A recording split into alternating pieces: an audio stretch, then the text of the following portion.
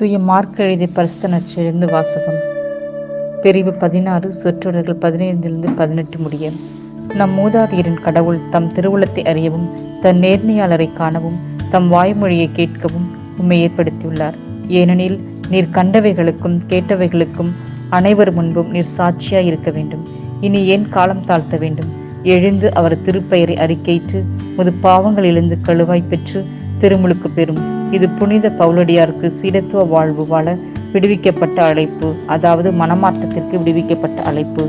உண்மையான மனமாற்றம் இறைச்சாயலை உருவாக்கும் கிறிஸ்துவத்தின் அழைப்பு. மதமாற்றத்திற்கு விடுவிக்கும் அழைப்பல்ல, மனமாற்றத்திற்கு விடுவிக்கும் அழைப்பு ஆகும்.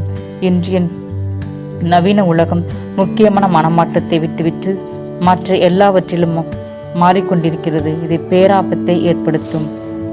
அருவருப்பான கம்பளி புழு எப்பொழுது அழகான வண்ணத்து பூச்சியாக மாற்றமடைகிறது, அதுபோல மனித மனமும் அருவருப்பான குணங்களை களைந்து நற்குணங்களாய் மனதை மாற்ற வேண்டும்.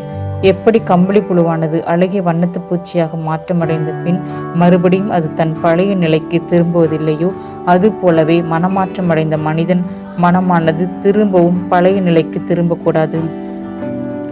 லூக் பிரிவு 3 சொற்றொடர் 8. மனம் மாறியவர்கள் என்பதை செயலில் காட்டுங்கள். அதாவது நல்ல கனியை கொடுக்கும் மனிதர்களாக வாழ நமக்கு அறிவுறுத்துகிறது. ஒரு கனியை எடுத்துக்கொண்டால் அதில் சுவை, மனம், திடம், ஈரப்பதம், மென்மை, நிறம், உருவம், சத்துக்கள், தாது பொருட்கள் ஆகிய 9 பண்புகள் அதில் உண்டு.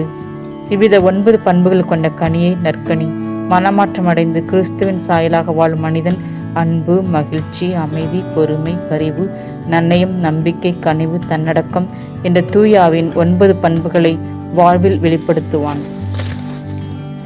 மற்றவர்களை அன்பாக நினைக்காத மனம், பிறருடைய தவறுகளை மன்னிக்க முடியாத மனம், தன்னை போல மற்றவரை நேசிக்காத மனம், உண்மையில்லா மனம், மற்றவரை கெடுக்க அழிக்க நினைக்கும் மனம்.